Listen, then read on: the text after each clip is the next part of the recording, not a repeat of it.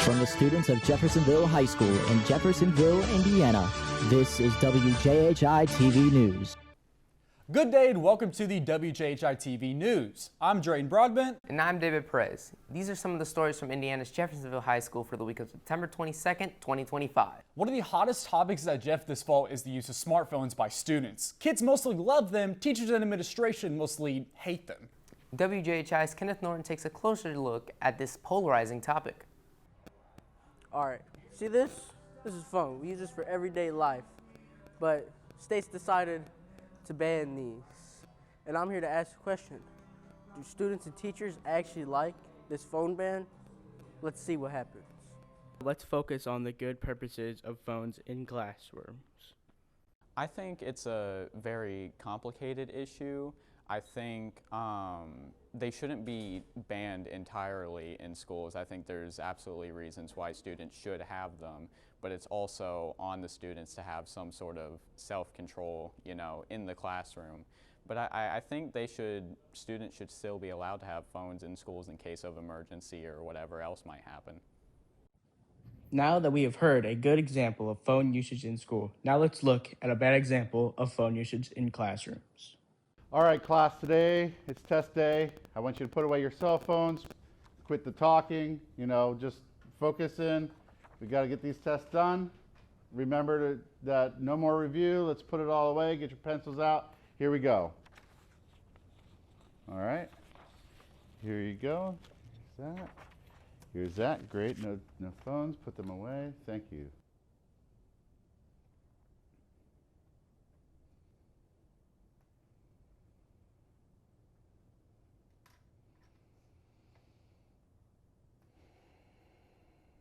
Done already?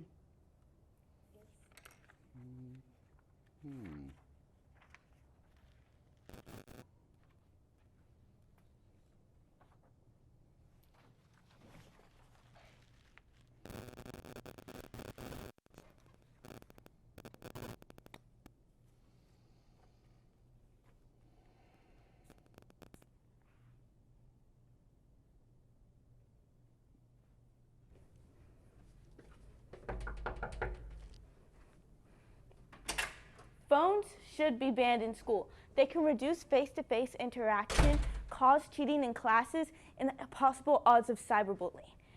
Cheating in class can get you an F. So if you don't want an F in life or in school, take your phone, put it in the pocket, throw it on the desk, get an A on your next test. Now that you have heard both sides of this phone ban, I want to know how you people think and feel about this ban. I'm Kenneth Norton from WJHI, signing out. Since 2024, Indiana has a statewide law that requires all public and charter schools to ban the use of cell phones and other portable wireless devices during instructional time. 26 states have passed laws or policies that ban or limit cell phone use in all classes, kindergarten through 12th grade, but there is still no national ban. Switching gears now, sports at Jeff seem to be a really big deal, and one of them that participates a lot in events is the cheer team. Some consider a cheer team to be a sport of its own, others disagree. Regardless, WJHI's Reese Dobson, also a cheerleader, says it's a way more difficult than it looks. Hi, I'm Reese Dobson here with WJHI. I'm a Jeff High cheerleader, and personally, I don't think people see how hard we really work on a day-to-day basis. So let's dive deep into what we actually do and get some opinions from our own cheerleaders. The Jeff High cheer team consists of around 30 cheerleaders total. Each person has their part they must play on the team. The flyer needs to be caught, the base needs to catch and hold, and the back spot needs to create support. Cheerleading is so much more than the usual sideline basics you might see us do at games. We tumble, create pyramids, and we stunt. This requires a lot more training than you may think. Hi, my name is Kendall McCartan. I'm a senior cheerleader. I've been on the team for 4 years, and I don't think anybody realizes how much we practice. We only get a month off throughout the year, and we literally practice from February, and then we try out again in April. We only have the month of March off, and we practice at least 4 times a week all year round. The cheerleaders put in a lot of work during our week. We have up to 4 scheduled practices, and we cheer at football and basketball games. Whenever we get closer to competition season, we add in longer, more frequent practice time. My name is Kenzie Keller. I'm a senior. This is my 4th year doing cheer, and during nationals we do 7 months of preparing. We do a lot of comps throughout the year to earn bids to get to go to Disney. I hope this video brought a different perspective to cheer, and I hope you guys really do see how hard we work to prepare for a game day. This is Reese with WJHI. Thanks for watching. Cheer team enjoys a very high profile at Red Devils football and basketball games, as well as others. Cheerleaders are rarely at wrestling events, but the sport provides many other ways to root for the Red Devils. Some don't understand why people wrestle, but WJHI's Dylan Grismer says you'd be surprised by all of its benefits. I'm Dylan Grismer in the Jeff High Wrestling Complex, and today's question is, how are the new Jeff wrestlers going to compete with the same intensity last shown by the now graduated seniors? Here we see the new Jeff High wrestlers training with the same intensity of the old wrestlers now graduated. Led by Coach Struck, here's what he has to say on the matter. 11, maybe, between the boys and the girls, and this year I probably have the least number of seniors I've ever had with the highest number of freshmen and sophomores. So it's exciting in a way of a new beginning. In 24 years, this will be the youngest team I've ever had with probably 40-plus freshmen and sophomores.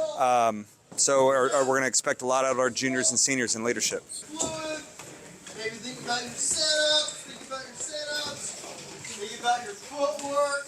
Returning wrestler Rodolfo Oliveira demonstrates what is expected of the new wrestlers. Now that Rodolfo is a junior, he's expected to lead the group. We're losing a lot of weight classes, a lot of higher upper people to lead the team. It's falling back on Quentin Smith and me now. Not a lot of returning wrestlers, a lot of new freshmen.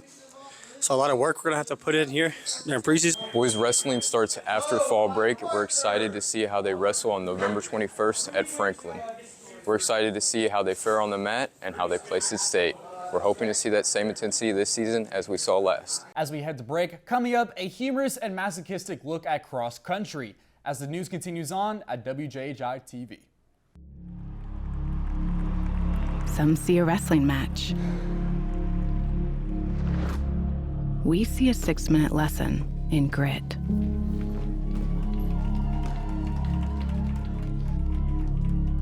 Some see a coach sending a runner home. We see a mentor guiding a student athlete into the future. Proud to keep education in front of athletics since 1903.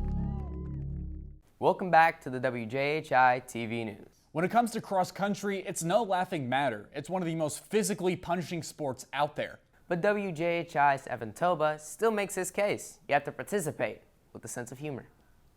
Hi, I'm Evan Toba. Welcome to cross country, the Mash's favorite sport. Best sport at Jeff High is cross country. You show up to practice, you run. You go to meets, you run. You get in trouble, you run. It's so fun. The sport that gives sprinters nightmares when they think about it. I mean, you have to run 3 miles at performance, and you have to run miles every day. I mean, seriously, why would anybody want to do this sport? What is so exciting about it? That world record is achievable! Beatrice Chabeb, she's done it! Welcome to the Trail of the Few. In high school, cross country is mostly a 3-mile race. The 3-mile race is a grueling show of the age-old tale of the survival of the fittest.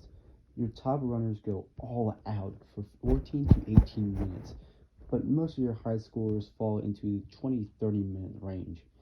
Here's one of Jeff's runners to explain the experience of the 3-mile.